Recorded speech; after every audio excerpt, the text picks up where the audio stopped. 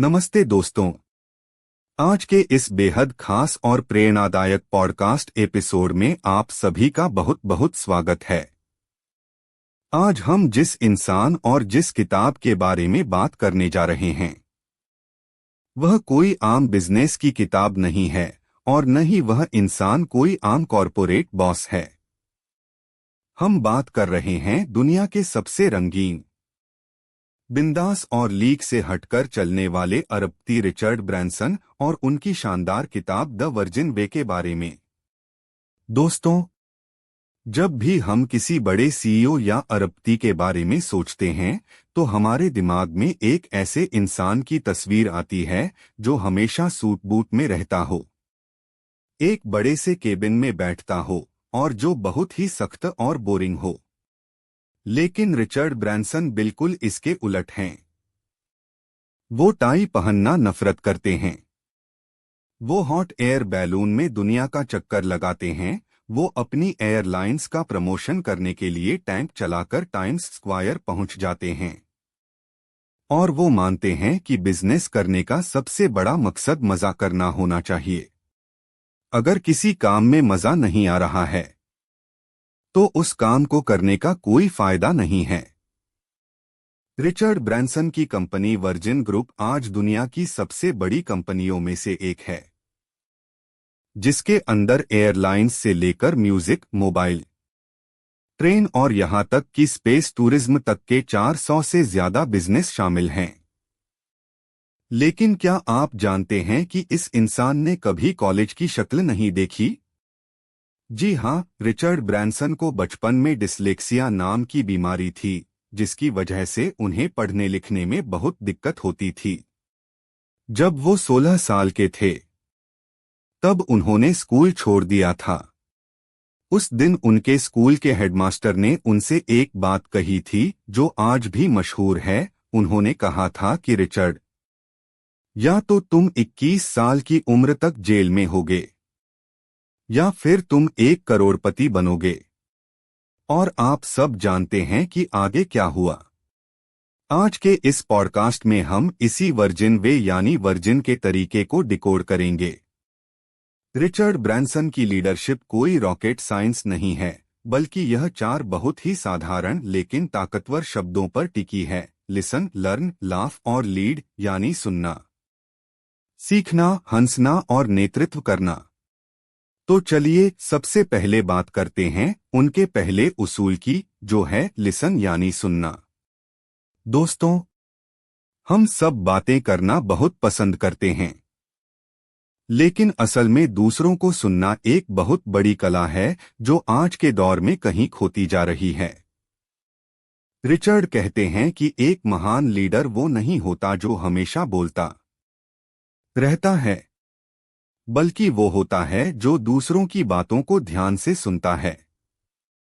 Richard अपनी जिंदगी में एक छोटी सी नोटबुक हमेशा अपने साथ रखते हैं। चाहे वो किसी मीटिंग में हो, किसी फ्लाइट में सफर कर रहे हों या किसी नए इंसान से मिल रहे हों, वो हमेशा अपनी डायरी में नोट्स बनाते रहते हैं। उनका मानना है कि इंसानी दिमाग हर चीज याद नहीं रख सकता। इसलिए अगर आपको कोई अच्छा आइडिया मिले या कोई कस्टमर कुछ फीडबैक दे तो उसे तुरंत लिख लेना चाहिए। रिचर्ड बताते हैं कि एक बार वो अपनी वर्जिन अटलांटिक एयरलाइंस की फ्लाइट में सफर कर रहे थे। तभी उन्होंने देखा कि एक क्रू मेंबर कस्टमर्स से बात कर रही है। रिचर्ड ने तुरंत अपनी डायरी निकाली और उस क्रू मेंबर के सुझावों को लिख लिया, जिससे बाद में कंपनी को अपनी सर्विस सुधारने में बहुत मदद मिली। वो कहते हैं कि आज के दौर में लोग मीटिंग्स में अपने आईपैड या फोन पर लगे रहते हैं और बस सिर हिलाते रहते हैं जैसे वो सब सुन रहे हों, लेकिन असल में वो कुछ नहीं सुन रहे होते। अगर आप सच में किसी की बात सुनना चाहते हैं तो अपना फोन बंद कीजिए, एक पेन और पेपर लीजिए और नोट्स बनाइए। रिचर्ड ने यह सुनने की कला अपने माता पिता से सीखी थी। उनकी मां ईव ब्रैंसन हमेशा कुछ न कुछ नया करने में लगी रहती थीं। वो एक असली एंटरप्रेन्योर थीं जो कभी शांत नहीं बैठती थीं। वहीं उनके पिता टेड ब्रैनसन बहुत ही शांत और समझदार इंसान थे। रिचर्ड एक बहुत ही मजेदार किस्सा शेयर करते हैं। जब वो छोटे थे, बचपन में एक बार रिचर्ड ने अपने पिता की अलमारी से कुछ पैसे चुरा लिए थे ताकि वो पास की दुकान से अपनी पसंदीदा चॉकलेट खरीद सकें। दुकान की मालकिन को शक हो गया और उसने रिचर्ड के पिता से शिकायत कर दी। अब आप सोचिए, अगर आपके या मेरे पिता होते तो क्या करते? शायद बहुत डांट पड़ती या मार भी पड़ती। लेकिन रिचर्ड के पिता ने दुकान की मालकिन के सामने रिचर्ड का बचाव किया और कहा कि मेरे बेटे पर चोरी का इल्जाम लगाने की तुम्हारी हिम्मत कैसे हुई? वो वहां से रिचर्ड को लेकर चुपचाप घर आ गए और पूरे दिन इस बारे में कोई बात नहीं की। उनके पिता की उस खामोशी ने रिचर्ड को डांट से कहीं ज्यादा बड़ा सबक दिया। उन्हें अपनी गलती का इतना गहरा एहसास हुआ कि उन्होंने जिंदगी में फिर कभी चोरी नहीं की। इस घटना ने रिचर्ड को सिखाया कि कभी कभी किसी को दूसरा मौका देना और उसे उसकी गलती का खुद एहसास करने देना, चिल्लाने या सजा देने से कहीं ज्यादा असरदार होता है।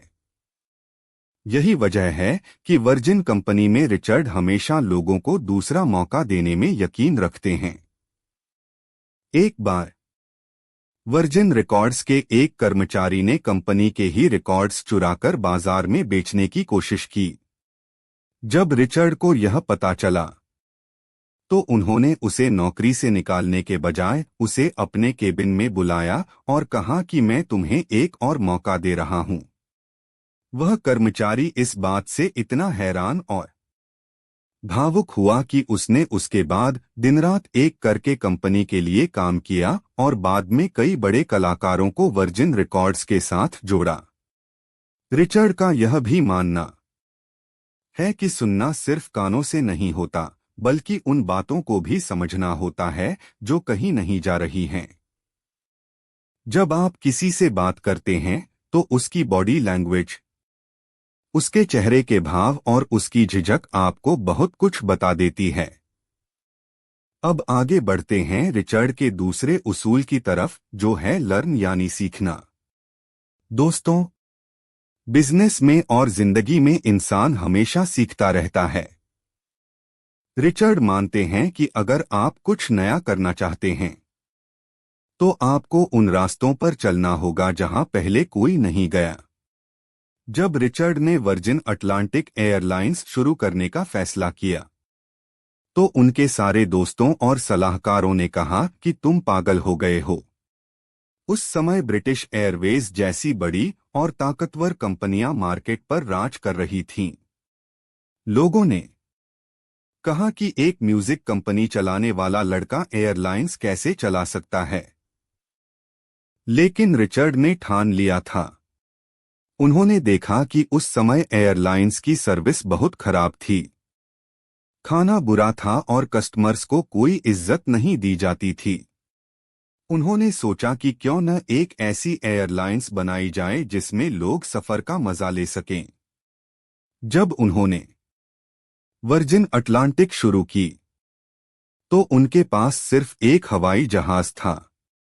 तब उन्हें सर फ्रेडी लेकर नाम के एक दिग्गज एविएशन एक्सपर्ट से बहुत बड़ी सीख मिली।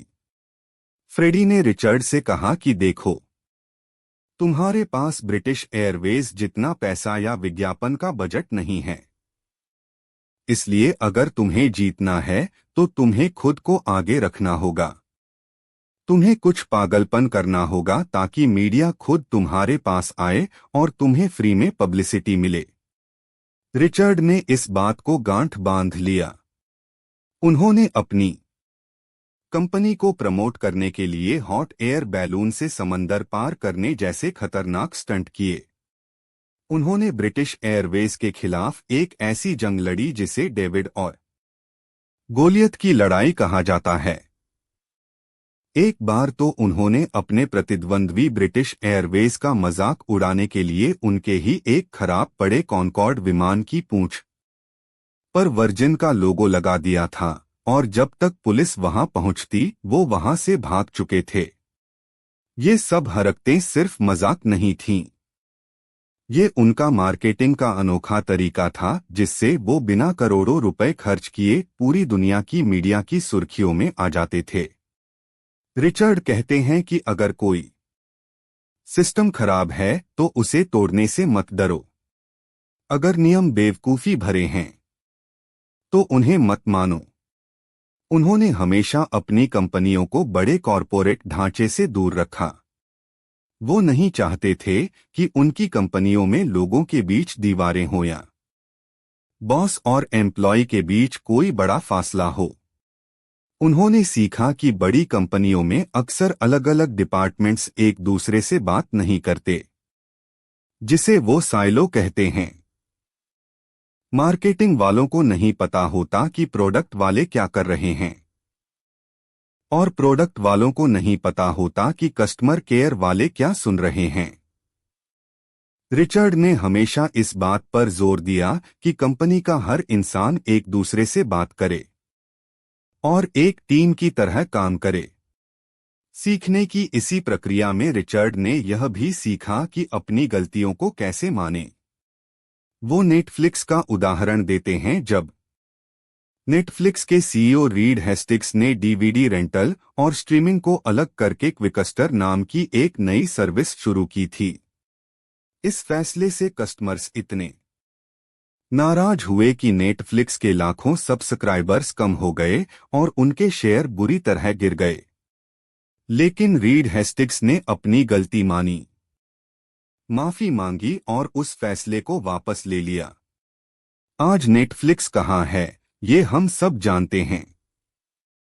रिचर्ड कहते हैं कि जब आप गलती करते हैं तो उसे छुपाने के बजाय उसे स्वीकार करना और उससे सीखना ही एक अच्छे लीडर की निशानी है। चलिए दोस्तों, अब आते हैं द वर्जिन वे के तीसरे और सबसे दिलचस्प हिस्से पर, जो है लाफ यानी हंसना। रिचर्ड ब्रैंसन की पूरी जिंदगी और उनका पूरा बिजनेस इसी एक बात पर टिका है कि अगर आप जो कर रहे हैं उसमें आपको मजा नहीं आ रहा है तो आप वो काम गलत कर रहे हैं। वर्जिन ग्रुप की सफलता का एक बहुत बड़ा राज उनका फन कल्चर है। रिचर्ड मानते हैं कि अगर आपके कर्मचारी खुश हैं तो वो आपके कस्टमर्स को खुश रखेंगे और अगर कस्टमर्स खुश हैं तो आपके शेयर होल्डर्स अपने आप खुश हो जाएंगे। इसलिए वर्जिन की कंपनियों में हमेशा जश्न का माहौल रहता है। रिचर्ड खुद अप्रैल फूल के दिन बड़े बड़े प्रैंक करने के लिए जाने जाते हैं। एक बार 1989 में उन्होंने एक यूएफओ यानी उड़न तश्तरी के आकार का हॉट एयर बैलून बनवाया। उसमें चमकती हुई लाइटें लगी थीं। उन्होंने उसे लंदन के पास एक हाईवे के ऊपर सुबह सुबह उड़ाया। कोहरे के बीच जब लोगों ने उसे देखा तो उन्हें लगा कि सच में एलियंस धरती पर आ गए हैं। ट्रैफिक रुक गया। पुलिस और सेना को बुला लिया गया। जब वो बैलून एक मैदान में उतरा और उसमें से एक छोटे कद का इंसान एलियन के कपड़े पहनकर बाहर निकला तो पुलिस वाले भी डरकर भागने लगे। बाद में जब रिचर्ड बाहर आए और उन्होंने बताया कि ये एक अप्रैल फूल का मजाक है तो पुलिस वालों को बहुत गुस्सा आया और वो रिचर्ड को गिरफ्तार करने वाले थे। हालांकि ये मजाक बहुत रिस्की था, लेकिन इससे रिचर्ड और उनकी कंपनी को जो कवरेज मिली वो किसी भी विज्ञापन से बड़ी थी।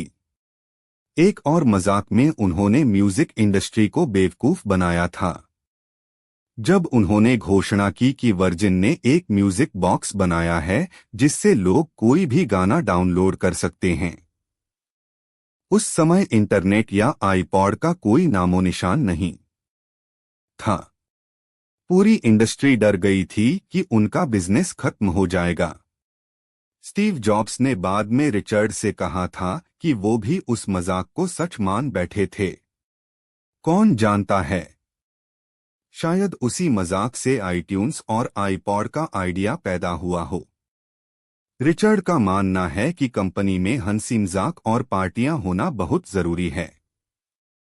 शुरुआत में जब वर्जिन छोटा था तो वो अपने घर पर पूरे स्टाफ के लिए बड़ी बड़ी पार्टियां रखते थे।